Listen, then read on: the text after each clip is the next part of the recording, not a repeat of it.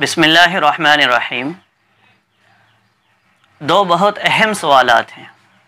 پہلا سوال یہ ہے کہ کیا موجودہ حالات میں جب کہ لوگوں کو پیسوں کی سخت ضرورت ہے، ہم اپنی قربانی کے پیسے لوگوں میں تقسیم کر سکتے ہیں یا قربانی کرنا ہی ضروری ہے؟ تو اس سوال کا جواب دارالعلوم دیوبند کی طرف سے بھی جاری کیا گیا ہے، ہم اسی کو پڑھ کر سناتے ہیں۔ اسلام میں قربانی کی حیثیت ایک مستقل عبادت کی ہے۔ قرآن کریم میں خود حضرت نبی کریم صلی اللہ علیہ وسلم کو قربانی کرنے کا حکم دیا گیا ہے۔ چنانچہ حضور صلی اللہ علیہ وسلم نے مدینہ ہجرت کرنے کے بعد مسلسل 10 سال قربانی کا اہتمام فرمایا۔ ترمذی حدیث نمبر 1507۔ احادیث نبویہ میں بھی اس کی فضیلت آئی ہے۔ ایک حدیث میں ہے کہ حضرت نبی کریم صلی اللہ علیہ وسلم سے صحابہ اکرام رضوان اللہ علیہم اجمعین نے پوچھا کہ یا رسول اللہ، یہ قربانی کیا چیز ہے؟ تو آپ نے فرمایا، تمہارے باپ حضرت ابراہیم علیہ السلام کا طریقہ ہے۔ ابن ماجہ حدیث نمبر 3118۔ دوسری حدیث میں ہے کہ قربانی کا پہلا قطرہ زمین پر گرنے سے ہی گناہوں کی مغفرت کر دی جاتی ہے۔ طبرانی حدیث نمبر 3509۔ دوسری طرف وسعت کے باوجود قربانی نہ کرنے والوں پر حضور صلی اللہ علیہ وسلم نے سخت ناراضگی کا بھی اظہار فرمایا ہے۔ حدیث شریف میں ہے کہ جو شخص قربانی کی گنجائش رکھے اور قربانی نہ کرے وہ ہماری عیدگاہ میں نہ آئے۔ مستدرک حاکم حدیث نمبر 3468۔ حکیم الامت مجدد الملت حضرت مولانا اشرف علی تھانوی رحمۃ اللہ علیہ اس حدیث کے تحت لکھتے ہیں، اس سے کس قدر ناراضگی ٹپکتی ہے، کیا کوئی مسلمان اللہ کے رسول صلی اللہ علیہ وسلم کی ناراضی کی سہار کر سکتا ہے؟ اس لیے فقہاء اکرام نے ہر عاقل بالغ مرد اور عورت اور مقیم جو صاحب نصاب ہو اس پر قربانی کو واجب قرار دیا ہے۔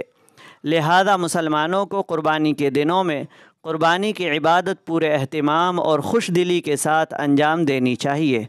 حدیث میں ہے کہ تم لوگ جی خوش کر کے قربانی کرو۔ ابن ماجہ حدیث نمبر 3126۔ قربانی کے دنوں میں دوسری کسی عبادت کو قربانی کا بدل سمجھنا غلط ہے۔ حضور صلی اللہ علیہ وسلم کا ارشاد ہے کہ قربانی کے دن میں آدمی کا کوئی عمل اللہ تعالیٰ کے نزدیک قربانی کرنے سے زیادہ پیارا نہیں ہے۔ ابن ماجہ حدیث نمبر 3126۔ حتیٰ کہ فقہاء اکرام نے لکھا ہے کہ جیسے نماز پڑھنے سے روزہ اور روزہ رکھنے سے نماز کا فریضہ ادا نہیں ہوتا، اسی طرح اگر کوئی شخص قربانی نہ کر کے یہ چاہے کہ وہ جانور یا اس کی قیمت صدقہ کر دے تو اس کی قربانی ادا نہیں ہوگی اور وہ عبادت کو چھوڑنے والا سمجھا جائے گا اور گنہگار ہوگا۔ لہذا جن مسلمانوں پر قربانی واجب ہے ان کے لیے ہر سال کی طرح اس سال بھی قربانی کا اہتمام کرنا لازم اور ضروری ہے۔ اس سلسلے میں کسی طرح کی غفلت برتنا اسلام اور اہل اسلام کے لیے نقصان دہ ہے۔ قربانی ایک ایسی عبادت ہے جو شعائر اسلام میں سے ہے۔ یہ محض جانور کو ذبح کرنا نہیں ہے بلکہ اسلام کے شعار کے طور پر اس عبادت کو انجام دیا جاتا ہے۔ اس عبادت کا کوئی بدل نہیں ہو سکتا، لہٰذا قربانی کے بجائے اتنی رقم غرباء مساکین کو صدقہ کرنے کی بات بالکل بھی درست نہیں ہے۔ یہ سراسر ناواقفیت ہے۔ اسلام میں غرباء اور مساکین کی مدد کا مستقل تاکیدی حکم ہے جس کے لیے صدقات واجبہ اور نافلہ دونوں طرح کا نظام موجود ہے۔ دوسرا سوال یہ ہے، کیا قربانی کے حصوں میں کسی شکیلی کو یعنی شکیل بن حنیف لعنت اللہ علیہ کے ماننے والے کو شریک کیا جا سکتا ہے؟ تو اس کا جواب بھی دارالعلوم دیوبند اور دیگر دارالافتاء کی روشنی میں یہ ہے کہ شکیل بن حنیف اور اس کے ماننے والے ان کے عقائد کی روشنی میں کافر اور مرتد ہیں، اسلام سے خارج ہیں، اور کسی بھی کافر یا گمراہ شخص کو اپنی قربانی میں شریک نہیں کیا جا سکتا۔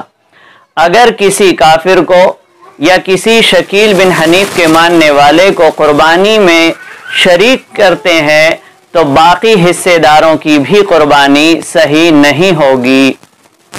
اس لیے قربانی کے حصے داروں کو شریک کرنے سے پہلے اچھی طرح سے تحقیق کر لی جائے کہ کہیں وہ گمراہ فرقے سے تو تعلق نہیں رکھتا ہے۔ البتہ غیر مقلد ہوئے یا بریلوی حضرات ہوئے، چونکہ یہ مسلمان ہیں، اہل اسلام ہیں، جماعت اسلامی والے ہوئے، ان کے شریک ہونے سے قربانی پہ کوئی فرق نہیں پڑتا ہے۔